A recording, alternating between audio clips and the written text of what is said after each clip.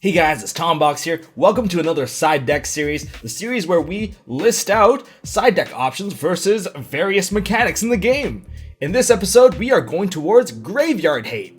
Special thanks to TCF Yugioh, Silent Jigsaw, and Machdragon for contributing into this list. Now, if you want to contribute into this list, just join the Discord link down below, and every now and then I'm going to throw a question in there where you guys can throw your opinion, your answers in there, and maybe you'll get featured onto this video.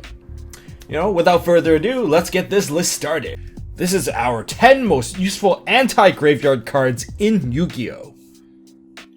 Now, for number 1, we have DD Crow. Of course, leaking over from the previous list, DD Crow is one of my favorite hand traps, but not only is it my favorite hand trap, but it is also one of my favorite graveyard hate cards. If I don't know what to decide, I throw in DD Crow. Released during the Strike of Neos, it also comes in ulti, a beautiful, beautiful ulti. This card is the combo breaker for Grave Synergy decks, and it's interrupted stuff like Calls of Haunted, Premature Burial, I don't know, there's lots of classic ban cards that it interrupted. From Teledad, you can take out stuff like Malicious, or even Plague Spreader, and all the way to now you can take away Metal Foes, ABC pieces. This card has been relevant for like forever, and no better card to kick off this list than DD Crow itself. Number 2, we have Macrocosmos and Dimensional Fissure. Kind of grouped these two together, well, because they kind of did the same thing, and they were also released in the same set, Enemy of Justice.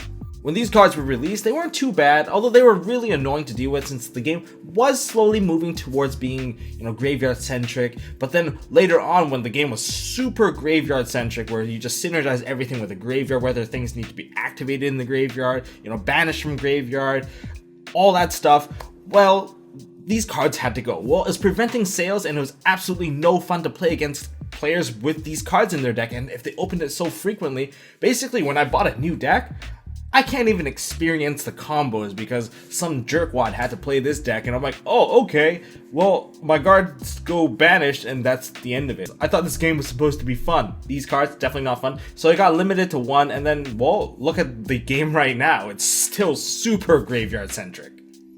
Number 3, we have Kaku the Ghost Destroyer. Now, Kaku the Ghost Destroyer was released way back when during the Labyrinth of Nightmare set as a super rare, and this card basically will keep being relevant as long as the graveyard is still a thing. This card is really good at shutting off graveyard resources that require the card to be banished from the graveyard, because first of all, it does not allow your opponent to banish any cards from any graveyard, and not only that, whenever you successfully land a hit on your opponent, dealing battle damage, you can also banish 2 of his or her monsters out of the graveyard. Basically, you're not letting them get the maximum use out of their graveyard. This card is very useful from preventing BLS from being summoned. It turned Dark Armed Dragon into a vanilla and prevented Malicious from being banished.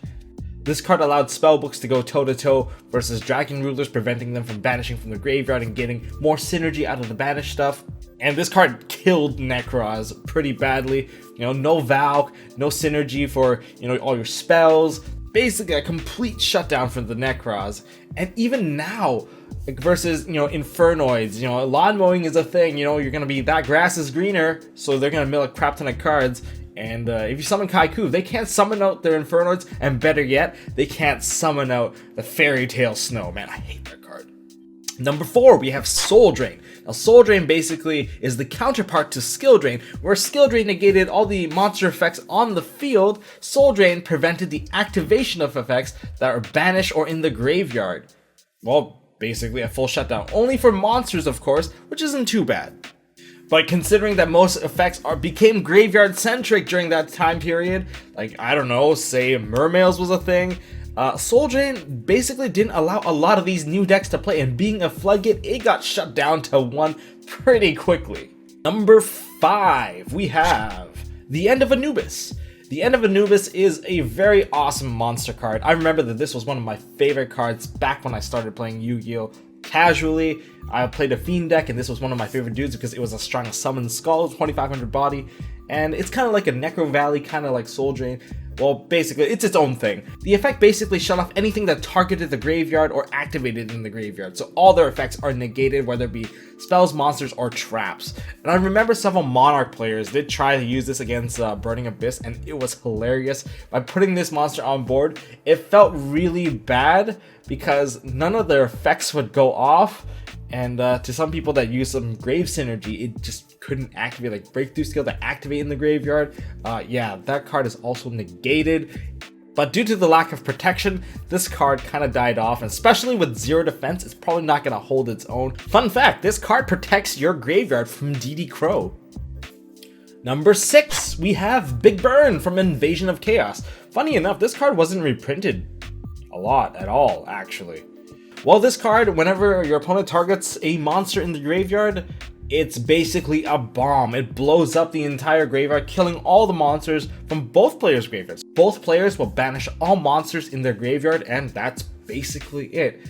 Although the applications are a bit limited, but you can kind of use it against Zodiac if you think about it. If they use their Tigress and target their rat, or better yet, they target their stuff with, say, Seasonal Direction or Daigusto Emerald, you can blow up their entire graveyard, killing at least 2 rats along the way. Number 7, I have Soul Release.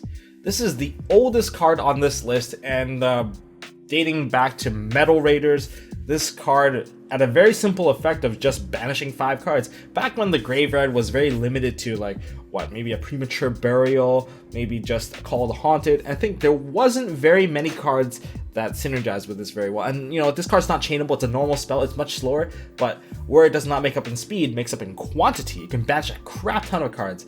Like, say for example, when your opponent's like, oh, even if he DD Crows this thing, I'll still be fine because I have these other targets. Like, say they have like a Mizuki in the graveyard, or maybe a couple Mizukis.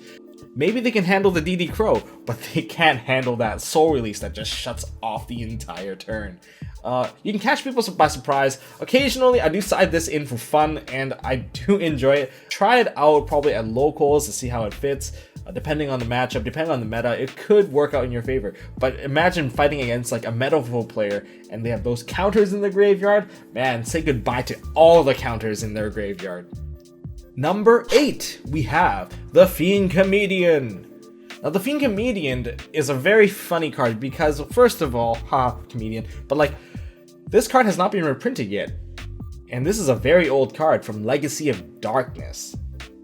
Now, ironically, the card design back then was supposed to punish you if you called the coin toss incorrectly, because milling cards into the graveyard wasn't exactly beneficial. You know, you didn't have as much grave synergy as we did now, and the grave isn't exactly a resource at the time. So milling stuff into the graveyard was, I guess, a bit more taxing. Now, nowadays, since so many effects and so many resources, you know, occur in the graveyard, this card basically became a win-win, especially for decks that enjoy milling. Lightsworn, per se, because Fiend Comedian, if you called it right, you banish your opponent's entire graveyard, so there goes the entire synergy for them. But if you called it wrong, you just mill cards off the top of your deck, matching their graveyard number. So you're getting like this crazy foolish burial. If you do play a mill-based deck, and you don't like your opponent having a graveyard either, Fiend Comedian is a win-win situation for you. A lot of people have been citing this card in the recent formats, so definitely give it a try if you haven't already done so. Number 9, we have Transmigration Prophecy. Now, Transmigration Prophecy is a pretty interesting card. Released during the Strike of Neos, this card also comes Ultimate Rare, which is pretty cool. What's crazy about this card is, rather than banishing or negating cards, it just shuffles stuff back into the deck.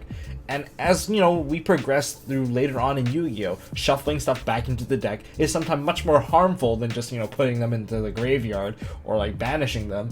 Say, if zombie decks, if you banish their Mizukis, then, you know, they might just have their one-of Burial from different dimension to kind of just put it back in, and that kind of screws you over. You wasted a card. Shuffling things back in, they have to dig their resources back again. You know, it's really good to interrupt like stuff like Monster Reborn, Call the Haunted, as well as recycling your own resources like Reborn Tengus and stuff like that. You know, it's pretty amazing if you actually do it like that. Definitely, I would not use this card against Zodiac because Zodiacs want their cards back in the deck anyway.